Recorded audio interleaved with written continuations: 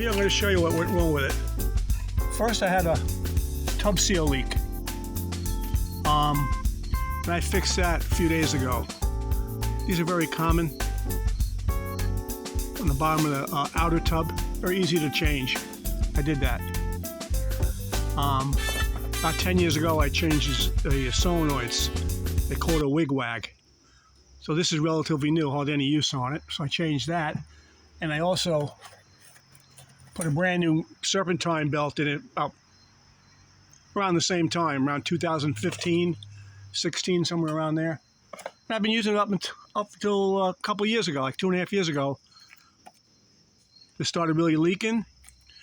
And actually, this seal goes on the inside of the cover, was leaking water into the gear case. And what happened is, over time, there's a spring here. It broke in 3 places. Here's the spring right here. So it doesn't have the proper throw on it anymore to knock it into spin cycle. The machine would work fine, but it wouldn't go into spin cycle. And if you see the bottom of the seal here, it's all distorted. So water was leaking from inside the case. Goes right in here, like this. And the spring fits in there. So the water was leaking in the case, dripping down, getting in through here, through the leaky tub seal.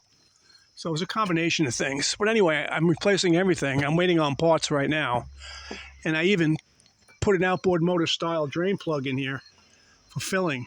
Because the only way they really fill these is from the factory, where you have to take the transmission out and split the case and just pour it in there on a level surface. So I actually drilled and tapped an outboard fill plug right here. The only other way to fill it is this little vent hole right here.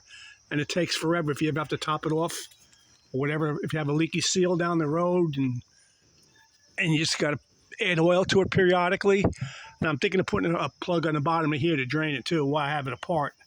I could put just make sure, right, where it's installed in the cabinet, I can get to it, and I'll put a drain plug to drain the oil out. Which again, you don't have to do that often with these transmissions.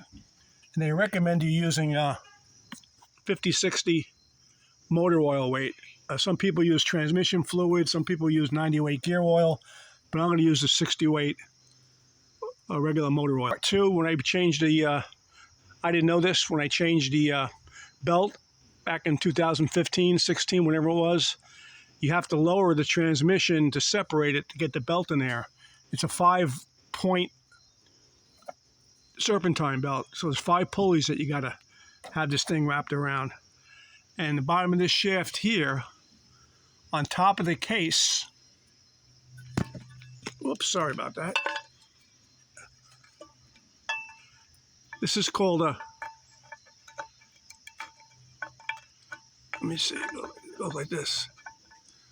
Let me see if I got this right. Hold on a second.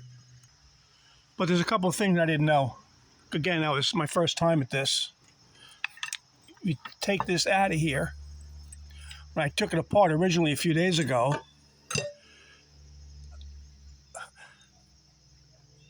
I found this wafer sloshing around in here. And I didn't find out till later, going online and finally finding a schematic of this gear case, that there's a ball that goes in there first. It's a spacer ball. The ball goes in first, and then this wafer. So I didn't know that. I learned that. And that's not it. This piece, now this shaft goes back in. Now I'm going to take the gear off just for demonstrations here. This piece here, it's called a T-bearing bushing. When I changed the belt a few years ago, you got to drop the transmission. Don't take it out. You just let it hang to get the belt in there to clear your obstacles. But that's a whole nother video. But so this piece goes like this, and the ball was missing. So apparently when I drop the gear case, you're not supposed to drop it too far or that ball falls out. So it probably fell out. And this kind of just assists in the spin, but the spin still worked even with the ball missing. But I ordered a new T-bushing and bearing. I'll be getting that. That was after I bought a set of ball bearings on Amazon, hoping to match it, because I don't know the exact size. Some forums say 5/16, a 1/4 inch, 3/16. So I said, let me buy a new old stock part, which I did. And I should be getting tomorrow's a holiday, Labor Day, so I should be getting it by Tuesday or Wednesday. So I'm going to replace this, and I'll find out what size ball. So I think this particular piece, as this shaft, I think it has to move up and down just a little bit. So that's why they put a ball in there. Something similar to the key on a water pump impeller, how that works with a pin. So anyway, that was missing from when I did the belt. But it still work. It still operated in the spin cycle, so I really don't understand that totally. But here's the old tub seal I changed. Both chewed up. This here is the clutch assembly for it, and spin tube, nice and clean. I did order a lower bearing seal for it. The top seal I didn't order yet. I could always change that when it's all back together. Quite an education and all. I really got into working on this thing, so I pretty much really mastered it. This is the special tool you use to get the spanner wrench off, to get the inner and outer tub off. I bought it on eBay years ago, and I was trying to get the spanner off, which is right here. And the other day I was trying at it again. I had no luck with it years ago. I couldn't get it off. But I finally looked at it real close, and it says reverse threads. Now, a lot of the Whirlpools, even the older ones, are normal threads, but this one says in little small letters, reverse threads. So I end up putting the wrench back on there, a couple taps with a hammer on reverse threads, tightening it up, and it came right off. So I could take the tub apart and the outer tub, and the outer tub is where the seal goes. So anyway, it was compound problems, and here's the main thing was making it not go into spin, because it would not disengage the gear totally. You can see how this operates here. It is similar to the outboards with the door clutches and stuff, but this would actually, this fork here would go in here.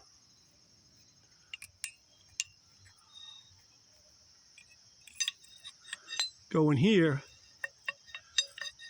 and this is engaged, and then this fork would push it up just a little bit, and then it would freewheel for spin cycle. Now the spin cycle is a whole different tube, like I showed you over here. It's a whole different assembly here. So belt driven too, and it's got a clutch, a friction clutch. And what else do I do?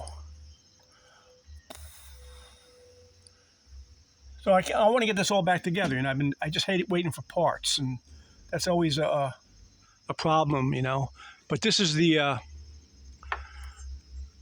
the top of this transmission here. They gotta show you.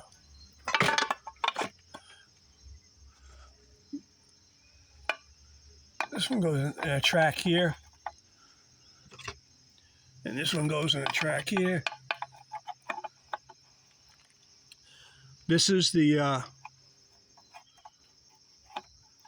spin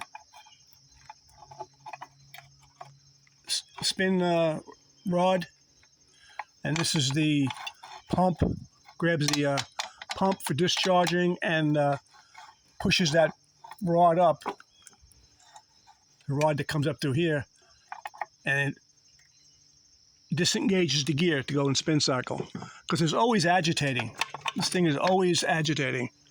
It's always, it's always doing this thing like this. Let's see.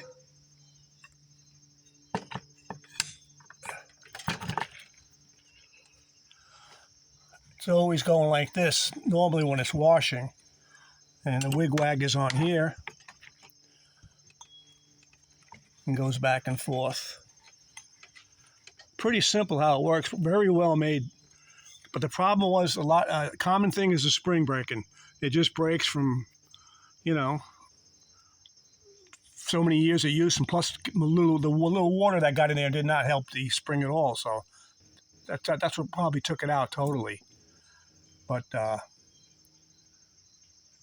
yeah, this solenoid here, this wig grabs the plungers, you know, for the different cycles. And you can see actually what it does. How it will pull up and then it'll push for a different function. Then it'll let it loose and pull for another function. Same thing on both sides. So it's pretty self-explanatory. Again, this side is to activate the disengage the gear from here. It just raises it up with the fork. Let me see if I can put it in there with the fork. Just raise it up.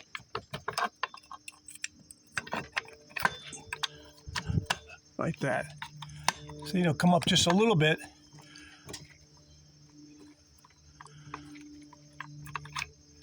And now this can freewheel for the spin cycle. Then it goes back down again when that spin cycle is done with the timer, the electronic timer.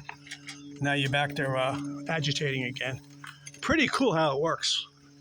Very simple. And they use this transmission from 1948 to, I believe, 1986. This is an 86 model because that was the first year they came out with the all the pulleys are serpentine. They're not V-belts. A lot of people, the guys who like to restore these old machines, they actually go back to a V-belt system. They say it has more of that distinct wash machine sound that people like. And, you know, kind of reminisce from their childhood when their mother used to wash clothes, that sound. The V-belt supposedly helps create a more of a distinct wish-wash sound. But anyway, I'm keeping it serpentine belts. I have nothing against serpentine belts, especially on a wash machine. So once I get all the parts, I'm going to put this back together. I should be in good order. You know, I could have went out and bought a brand new machine, but I said, nah, me, I fix things. That's my nature. And they say you never throw away a 40-year-old wash machine because they don't make them like this anymore. They're all direct drive. They got plastic coupling parts now that break. You're lucky to get 10 years out of a new machine. You get all the electronics. That's another whole rant. But anyway, this is what I've been doing. I'm waiting on the parts, and I'm going to get this guy working again. Very easy to take apart and put together. So, and I just figured I'd share this little stray project of mine. Okay, thanks. I leveled it off the best I could. You can use a carpenter's level, but I'm just looking at the level of the oil around the perimeter of the casting inside. It turns really nice and smooth. So we're looking good. So I'm going to put the cap on and take it from there. So she's all finished. 1986 Whirlpool Kenmore. I've used it for over 20 years since I've been here. Crapped out a few years ago. Anyway, she's up and running. $25 worth of parts and about 8 hours of labor. You gotta love it. Okay.